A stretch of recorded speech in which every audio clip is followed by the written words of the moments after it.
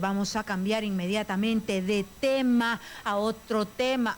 Todos los días hay tema en nuestro país y temas sumamente importantes. Ahora que estamos en medio de la tercera ola por la variante Omicron, resulta que pasa lo mismo que la primera y segunda ola. Los medicamentos parece que se han disparado. Se han disparado porque ya el ministro de Salud ha dicho que no lo va a permitir, no va a permitir que se especule. Pero ¿qué se habrá hecho para evitar la especulación y evitar que siempre los pobres salgan pagando los platos rotos y que no tengan para comprar esta Panadol o la paracetamol o lo que se utilice para evitar que las personas con el COVID-19, el coronavirus, la pasen peor? Muy bien, ahora nosotros vamos a entrar con un enlace vía Zoom con Crisólogo Cáceres, el expresidente de la Asociación Peruana de Consumidores y Usuarios, ASPEC, para que nos cuente, ya te estamos viendo, Crisólogo, bienvenido, Crisólogo, para que nos cuente cómo es la situación. ¿Ya subieron o no subieron los medicamentos para paliar, suavizar los síntomas del COVID? Bienvenido, Crisólogo. Buenas tardes, Karina. Parece que estuviéramos haciendo este programa a través del túnel del tiempo, ¿no? Sí. Porque esta conversación ya la hemos tenido hace más de un año y hemos estado hablando de los mismos puntos que uno hubiera esperado de que 14 meses después hubiéramos aprendido las lecciones, particularmente el Estado, particularmente el sector empresarial, porque el año pasado se mostró el peor rostro del sector empresarial cuando encarecieron de una manera absolutamente obscena los precios de los productos y servicios vinculados al tratamiento de la COVID.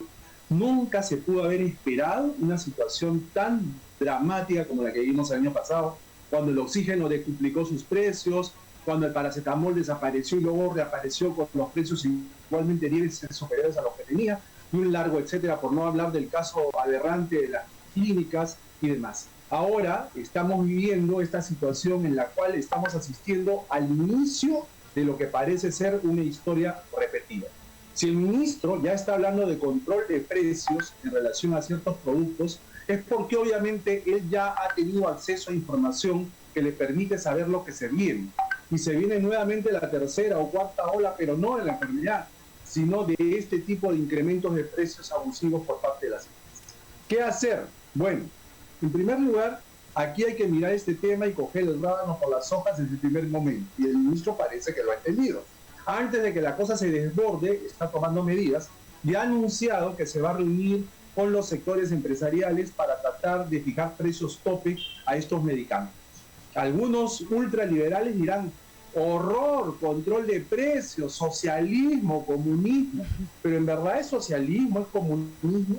En España, hace unos días informaban de que ya se habían puesto controles de precios para los costos de las pruebas de los antígenos o de los autotests, y nadie dijo nada, y medidas similares se adoptaron el año pasado.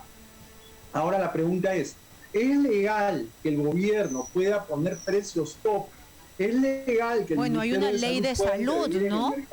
Que ¿No? Los amparan, ¿no? Perdón, no te escuché. Hay una ley de salud que ampara este tipo de medidas. Exactamente, Karina, exactamente. Entonces lo que le tenemos que explicar al numeroso público que te sigue es que sí es legal, y no solo es legal, sino es constitucional. Veamos lo que dice la Constitución. El artículo 58 de la Constitución, que es la ley más importante del país, establece que en el Perú rige la economía social de mercado. Social de mercado. En el Perú no hay economía de mercado a secas, lo que hay es economía social de mercado. Y esta palabra social cambia por completo el sentido del concepto, porque la palabra social implica que, si bien es verdad, la iniciativa privada es libre, el Estado tiene un rol protagónico porque orienta el desarrollo del país y actúa, entre otras áreas, en materia de salud. Así está estipulado clara y expresamente en la Constitución. El Estado actúa, entre otras áreas, en materia de salud, como lo que estamos viviendo. Pero y el artículo 65 de la Constitución dice que el Estado defiende el interés de los consumidores. El Estado defiende, o sea, el Estado no es un agente pasivo, no es un agente que está flotando en el espacio. El Estado es un ser, una entidad que está compuesta de varias dependencias que en todos los casos tiene que defender el interés de los consumidores. Y para tal efecto vela en particular, Karina, por la salud y seguridad de la población.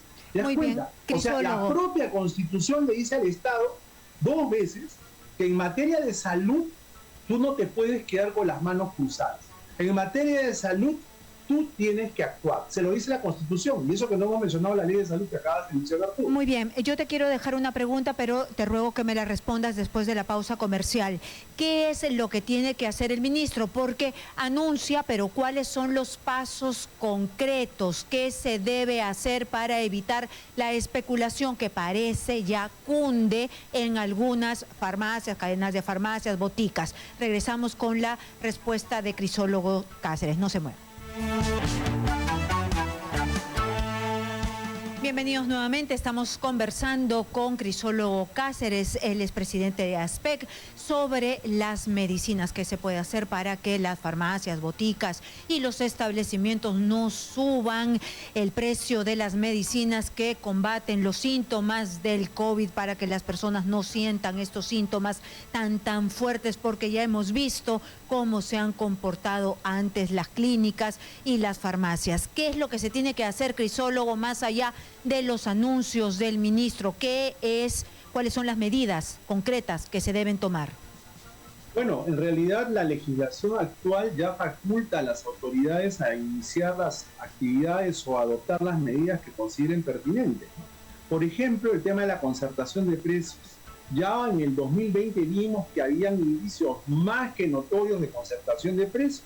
Y al respecto tenemos que la norma básica de concertación para repeler este tipo de conductas anticompetitivas es el Decreto Supremo 030 del 2019, que establece que los casos de concertación de precios, es decir, cuando 2 o más empresas se ponen de acuerdo para elevar artificialmente el precio de los productos que comercializan, cuando ello no es necesariamente lo que se tiene que hacer, sino sencillamente para aprovecharse de los consumidores. Cuando se produce concertación de precios, el INDECOPI puede actuar. Igualmente, cuando hay abuso de posición de dominio, es decir, cuando hay una empresa o 2 que tienen un poder cuasi monopólico en el mercado, también el Estado puede intervenir para determinar si están abusando de esa posición.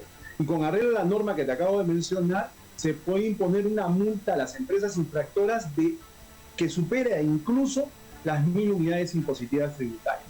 Es decir, el INDECOPI puede investigar. Y el año pasado, por ejemplo, el INDECOPI salió a raíz del pedido público que hizo ASPEC, entre otros medios a través del tuyo, de que se tenía que salir a investigar. El INDECOPI hizo un muestreo de varios productos y determinó si podían haber casos de concertación de precios. Lo que no supimos es en qué acabó esa investigación. Del mismo modo, el Ministerio Público puede empezar a indagar si existen indicios del delito de especulación en agravio de los consumidores, que con arreglo al artículo 234 del Código Penal se le puede imponer una sanción a quienes resulten responsables de hasta 6 años de pena privativa de la libertad. Es decir, Karina, por donde lo mires, hay una frondosa base legal, tanto para permitir el accionar del Estado adoptando las medidas que correspondan para proteger la salud de las personas, como también para investigar a nivel administrativo y a nivel penal si existen indicios de la comisión de ilícitos. O sea, hay un marco legal. Lo que se requiere es la voluntad de las autoridades para hacer uso de ese marco legal.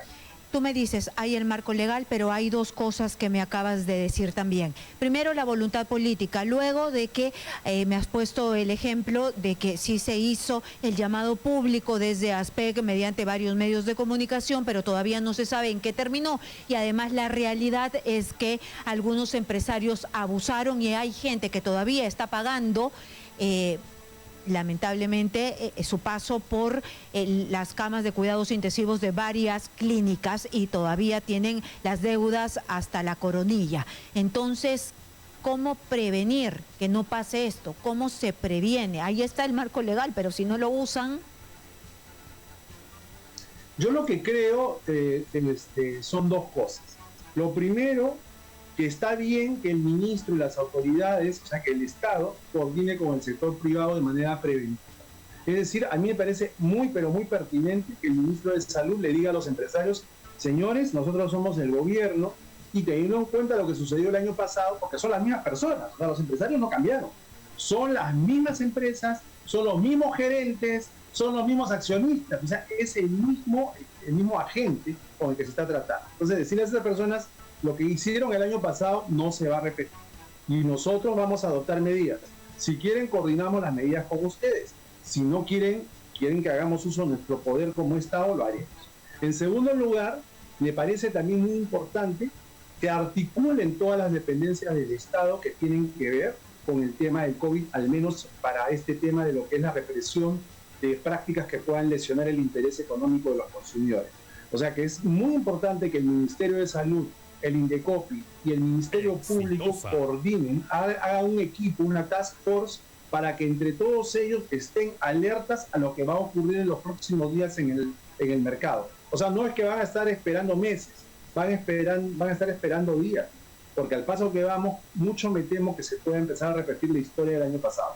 O sea, yo creo que la coordinación con las empresas está bien, pero también es importante la coordinación entre las dependencias del Estado y tomar decisiones, porque si no hay voluntad de enfrentarse a estas empresas que lucran abusivamente contra los intereses de los consumidores, si no hay voluntad, esto se va a volver a salir del cauce. Y tú dijiste hace un rato, hay personas que todavía continúan pagando las facturas de las clínicas y demás. Sí, seguramente que sí, pero hay personas que pagaron esto con la vida porque no tenían el dinero para pagar las medicinas.